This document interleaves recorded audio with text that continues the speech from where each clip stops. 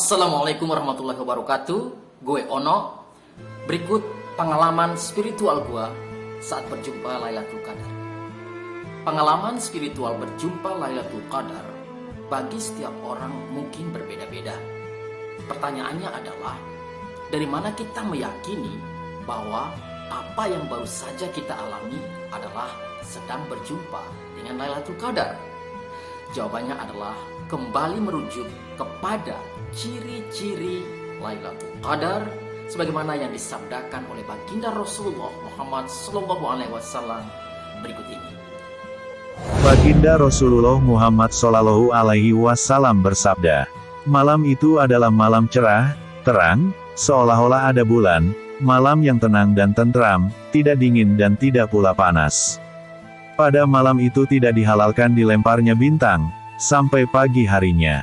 Dan sesungguhnya, tanda Lailatul Qadar adalah matahari di pagi harinya terbit dengan indah, tidak bersinar kuat, seperti bulan purnama, dan tidak pula dihalalkan bagi setan untuk keluar bersama matahari pagi itu.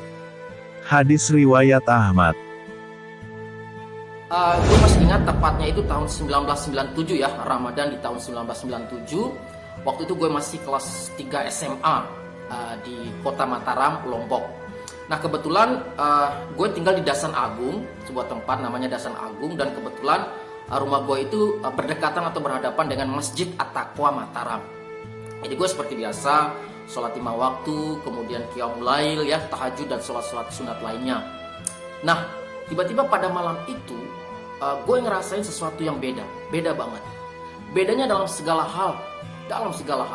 Beda pada saat setelah ngambil air wudhu. Dan yang paling penting adalah beda di suasana batin gue yang gue ngerasain pada malam itu. Tapi sebelumnya gue ingin sampaikan bahwa sebelum bulan Ramadan, pada bulan-bulan selain itu, gue join atau bergabung dengan jamaah tablik.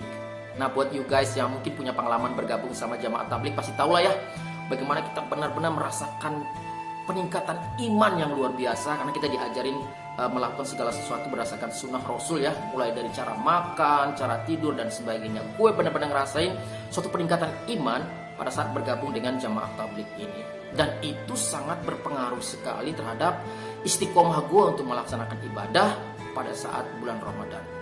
Nah kita kembali ke malam itu. Nah kemudian gue bangun seperti biasa, bangun tahajud. Gue ngambil air wudhu. Nah kebetulan kendi air wudhu itu adanya di dapur. Lalu di dapur itu ada perigi. Di dapur ada perigi, di mana di perigi atau sumur ya. Dan di atas bagian atasnya, di atap itu sengaja dilubangin, jadi terbuka. Sehingga pada saat kalau kita berdoa, kita langsung menembus ke langit. Jadi berdoanya itu langsung melihat langit. Nah pada saat gue bangun ngambil air wudhu itu memang suasana batin gue tuh udah feelingnya udah rasa beda gitu. Nah sebelum menuju ke tempat wudhu, gue coba lihat-lihat, ngintip lewat jendela ya, ini ada apa sebenarnya ini. Dan apa yang terjadi? Yang terjadi adalah suasana ya yang gue lihat dari jendela di luar rumah itu sama persis seperti apa yang disabdakan oleh baginda Rasulullah SAW tentang ciri-ciri atau suasana pada malam itu Lailatul Qadar ini. Benar-benar sekali. Jadi angin begitu sepoi, kemudian hening, sunyi, senyap, tapi ngademin gitu. Jadi ngademin sekali. Batin kita tuh ngerasa kayak wah luar biasa begitu, tenang sekali. Nah kemudian gue ngambil air wudhu. Setelah ngambil air wudhu seperti biasa, gue berdoa menghadap ke langit. Nah inilah yang gue ngerasa bahwa gue benar-benar sedang berjumpa Lailatul Qadar. Kenapa? Karena pada saat gue menghadap ke langit, batin gue semacam ada energi yang merasuk, kemudian itu mempengaruhi tubuh gue seluruhnya, dari ujung rambut sampai ujung kaki, sampai bergetar. Jadi gue ngedoanya itu saya kayak bergetar. Dan itu memuncak pada saat mata gue tertuju ke langit, semacam ada kontak dari batin, energi batin itu langsung nembus kawan, jadi nembus ke langit. Jadi gue itu kayak, ya Allah, ini gue ngerasa apa ini, berdoa gitu. Nah karena kekuatan gue itu nggak sanggup menghadapi situasi seperti itu, gue langsung ambruk. Jadi gue tahu tuh gue langsung pingsan gitu, dan nggak sadar gitu. langsung jatuh. Gue sadarnya ketika nenek bangunin. Jadi gue tinggalnya sama nenek ya di Dasan Agung. Itu nenek nggak bangun gue. No, bangun. Kamu ngapain di sini gitu? Pas gue sadar begini, itu pas udah mau sahuran. Gue bilang gini, ngapain? Kamu ngapain di sini gitu? Waduh, pas aku ingat begini nggak nenek, aku kenapa gitu? Enggak, kamu tadi pingsan di sini. Kamu ngapain di sini gitu? Setelah itu udah aku ingat kembali apa yang terjadi, lalu ceritain deh sama nenek. Pada saat gue ceritain semuanya, nenek langsung meluk gue dan dia bilang, "No, kayaknya kamu berjumpa Lailatul Qadar deh." Saat itu gue langsung bilang, "Ya kan?" Gitu. Nah, kemudian kita sahur bareng. Kemudian seperti biasa dilanjutin sholat subuh. Gue ke sholat subuh di Masjid At-Taqwa, berjumpa kembali dengan teman-teman jamaah tabligh di sana. Kemudian berkumpul kembali dengan jamaah tabligh yang lain. Tetapi tetap aja gitu suasana batin gue itu tetap ngaruh dengan apa yang gue alamin tadi gitu. Nah, biasanya di masjid itu setelah ba'da subuh ada kultum yang disampaikan oleh Bapak Kiai. Kita menyebutnya Tuan Guru ya. Kita di Sasak di Lombok biasanya sebutnya Tuan Guru. Nah, pada saat sesi tanya jawab, gue coba nanya nih, mastiin sebenarnya benar nggak sih apa yang baru saja gue ngalamin adalah berjumpa dengan Lailatul Qadar. Tapi gue nggak kasih tahu bahwa gue barusan berjumpa, cuman mastiin dari Tuan Guru. Dan you guys tahu, ternyata apa yang dijelaskan oleh sang Tuan Guru ini persis seperti yang barusan gue alami. Dari situlah kemudian gue ngerasa, kok mungkin ini benar, gue baru saja berjumpa dengan Lailatul Qadar. Gue sujud syukur, balik ke rumah, dan apa yang terjadi? Yang terjadi adalah impact atau dampak dari pengalaman spiritual itu sangat berpengaruh pada kehidupan gue sehari-hari, termasuk di sekolah. Jadi ini ada cerita yang menarik ya guys ya. Gue pergi ke sekolah itu sampai bawa tasbih. Jadi gue tasbih, bahkan pada satu upacara bendera itu kan ada yang namanya istirahat di tempat, gerak ya, gue istirahat gitu, tapi tasbihnya itu tetap di belakang gitu. Subhanallah, walhamdulillah, wala ilaha illallah. Sampai ada teman gue bilang, "Oh, kamu sampai sealim gitu ya?" Sampai gitu, ya udah gue diam aja, nggak tahu, pokoknya alim aja dah. Gue jawabnya itu, tapi gue nggak ceritain bahwa apa yang baru saja gue alami. Jadi seperti biasa, gue ke musola. Di saat yang lain mungkin pada saat jam istirahat ke kantin, ke perpus atau basketan atau apalah, gue ke musola gitu, sholat sunat atau sekedar zikir atau apalah gitu. Jadi ini pengalaman yang menarik. Kenapa? Karena kemarin pada saat gue reunian lagi bareng sama kawan-kawan SMA, ya kita ketemuan nih. Nah, kita saling kenal itu mengenali teman-teman itu dari kebiasaan yang dia lakukan zaman sekolah. Misalnya, lu kan anak basket kan? Lu anak basket kan? Lu ini pasti yang suka baca buku di perpustakaannya. Nah, pada saat ke gua, mereka ngenalin cuma satu, coy. Lu anak musola kan? Lu anak musola kan? Ya, jadi gue dikenalin sebagai anak musola karena memang sebelum gue ketemu sama Lailatul Qadar, bahkan Paskah, terlebih Paskah Lailatul Qadar itu memang intensitas ibadah iman gue itu sangat-sangat meningkat. Nah, sekarang pertanyaannya adalah apakah berhenti sampai di situ saja? Ternyata tidak. Nah, ini ilmu yang pengen gue sharing buat teman-teman di sini, yang menurut gue adalah sesuatu yang harus kita luruskan kembali. Yaitu apa? Lailatul Qadar itu mestinya dipahami bukan hanya pada saat momen kita berjumpa pada malam itu. Buat gue itu pemahaman yang terlalu sempit. Maaf, mungkin ini pendapat saja ya. Walau alam, kalau salah gue minta maaf. Kalau ada benarnya, anggaplah ini sebagai ilmu yang gue sharing.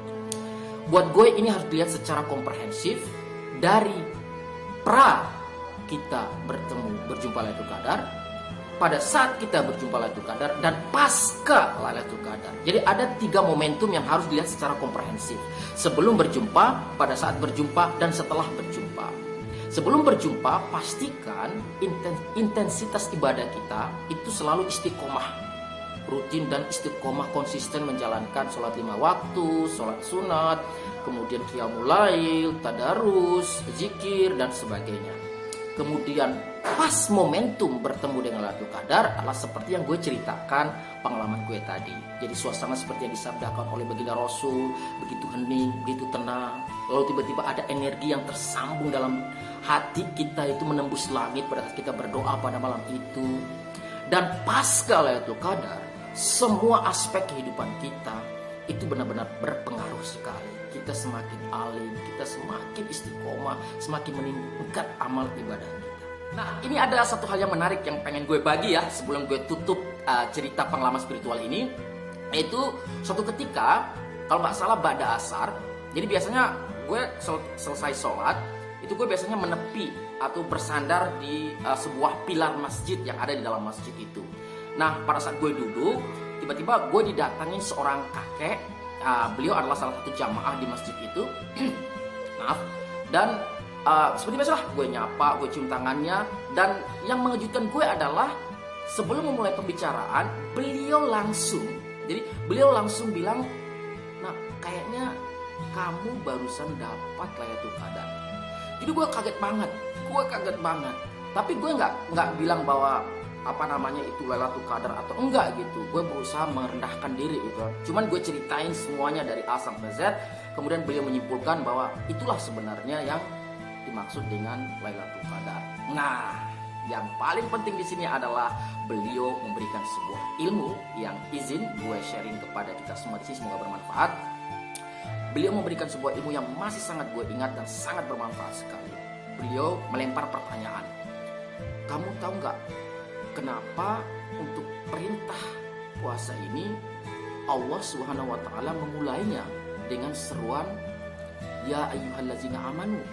Kenapa tidak dengan ya ayyuhan nas, hai umat manusia, hai hamba-hambaku dan sebagainya? Kenapa harus berseru dengan hai orang-orang yang beriman?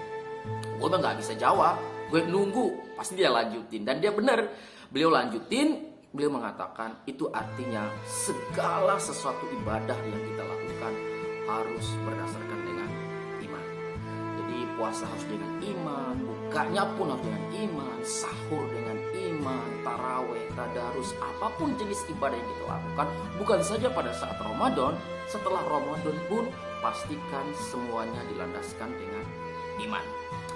Beliau tidak berhenti di situ saja, beliau mengatakan, dan ini ilmunya, sesungguhnya surga itu berada di keridhaan Allah. Kunci surga adalah di keridhaan Allah. Dan dalam pandangan Allah, ketika semua dilakukan dengan iman, di situ ridhonya dapat. Subhanallah. Well, saudaraku sekalian, demikianlah pengalaman spiritual gue ya, yang coba gue sharing. Semoga bermanfaat. Demi Allah, sekali lagi gue pengen ngucapin ini 3 kali. Demi Allah, bahwa apa yang gue sampaikan ini semuanya dalam konteks sharing aja, sharing pengalaman aja, tidak ada maksud lain apalagi untuk ria, takabur, sombong dengan amal ibadah gue di masa lalu. Na'udzubillah min dzalik. Demi Allah tidak ada maksud seperti itu ya. Sengaja gue sampein seperti ini supaya jangan sampai terkesan bahwa gue seolah-olah membanggakan dengan ibadah gue masa lampau, termasuk dengan pengalaman spiritual gue ini. Murni semuanya sekadar untuk sharing. Buktinya apa? Buktinya adalah setelah kejadian itu dan sampai sekarang, kalau nggak salah udah 25 tahun, dan seiring dengan perjalanan waktu, iman gue mah tetap aja naik turun gitu. Jadi nggak mesti bahwa bukan nggak mesti ya, nggak pasti gitu, nggak pasti wah setelah gue dapat Lailatul Qadar sampai sekarang itu gue istiqomah beribadah gitu. Tetap aja gue sebagai manusia biasa, tetap aja gue kalah sama iblis, tetap aja gue nyakitin orang, ngajak orang kelahi, berantem. Tetapi minimal dalam sejarah kehidupan gue benar-benar bersyukur kepada Allah Subhanahu wa taala, Zat yang Maha Kuasa, Maha Sempurna, Maha segala-galanya, bahwa gue pernah mengalami sebuah pengalaman spiritual di malam yang sangat mulia. Saudaraku sekalian, demikianlah kisah pengalaman spiritual gue berjumpa dengan Lailatul Qadar. Semoga bermanfaat. Saya doakan semoga Allah Subhanahu wa taala senantiasa merahmati kita dengan umur dan iman yang terpelihara, rezeki yang barokah, kesehatan yang selalu terjaga, dan dimasukkan ke dalam golongan orang-orang yang Allah ridhoi. Amin. Selamat menjalankan ibadah puasa. Wabillahi taufiq wal hidayah. Wassalamualaikum warahmatullahi wabarakatuh.